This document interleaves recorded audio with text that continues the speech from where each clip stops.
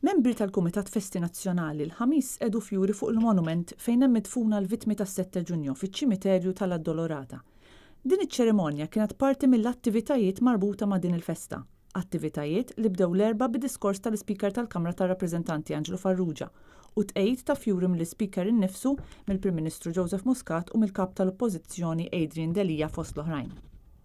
Il-monument fiċ-ċimiterju jfakkar lil Manuel Attard minn Taslima, lil Lawċi Giuseppe Bajjada, lil Lorenzo Dajer mill-Birgu u lil Carmelo Abela mill-Belt li huma magħrufa bħala l-erba' vittmi tal-irvellijiet tas-7 ta' Ġunju 1919.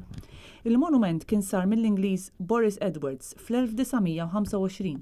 L-irvellijiet tas-7 Ġunju kienu waslu biex il-Maltin ingħataw waħda mill-aqwa kostituzzjonijiet mill-Gvern Ingliż ta' dak iż-żmien.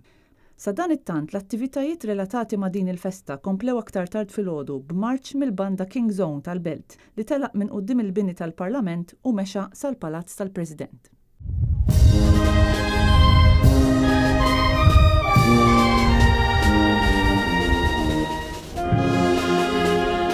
Bħalissa għaddejjin riċerki minn studjużi fil-qasam biex ikun ikkonfermat jekk fil-fatt dawn l-irvellijiet ħallewx żewġ vittmi oħra.